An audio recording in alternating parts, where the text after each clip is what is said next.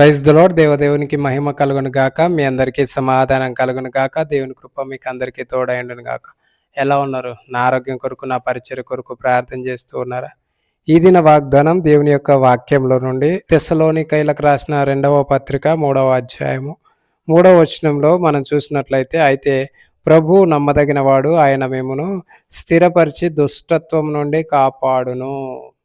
ఈ వాగ్దానం మీ అందరి జీవితాల్లో నెరవేర్చబడాలని కోరుకుంటూ ఉన్నాను. ఈ వాగ్దానం మీ అందరి జీవితాల్లో నెరవేర్చబడాలి అనంటే, ఆయన దుష్టత్వం నుండి మిమ్మల్ని కాపాడాలి అనంటే, మొదట మీరు దేవునికి దగ్గరగా ఉండాలి. దేవునితో సహవాసం చేయాలి. దేవుని కాపుదలలో ఉండాలి.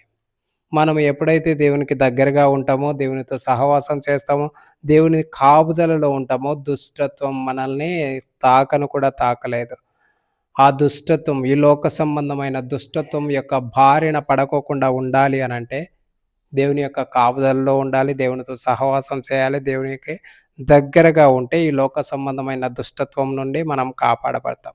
ఆ విధంగా మీ యొక్క జీవితాలు మీరు కాపాడుకోండి. ఆ విధంగా దేవుడు మీకు సహాయం చేయనుగాక.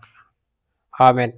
చిన్న ప్రార్థన చేస్తాను. ప్రార్థనలో ఏకీభవించండి. ప్రేమగల తండ్రి, పరిశుద్ధుడైన దేవా, సజీవుడును సర్వకృపానిదేగు యేసుక్రీస్తు ప్రభువారి శ్రేష్టమైన, ఉన్నతమైన, ప్రశస్తమైన నామములో మీకు వందనాలు, కృతజ్ఞతాస్తుతులు, స్తోత్రములు చెల్లిస్తూ ఉన్నాను.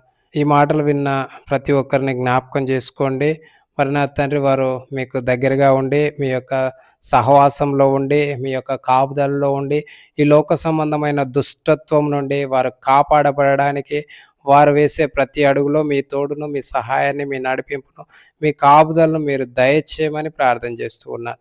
మీరే మీ మహిమ కొరకు జ్ఞాపకం చేసుకుంటూ రమ్మని, మీ యొక్క దయగల కృపగల హస్తాలకు వారి యొక్క జీవితాలను అప్పగించుకుంటూ, ఈ దినమంతా వారి యొక్క జీవితాలను మీ యొక్క నడిపింపు కింద, మీ కాపుదల కింద ఉంచుతూ రమ్మని యేసుక్రీస్తు ప్రభువారి అతి శ్రేష్టమైన నామములో స్తుతించి ప్రార్థించి అడిగి వేడుకొంచున్నాం తండ్రి.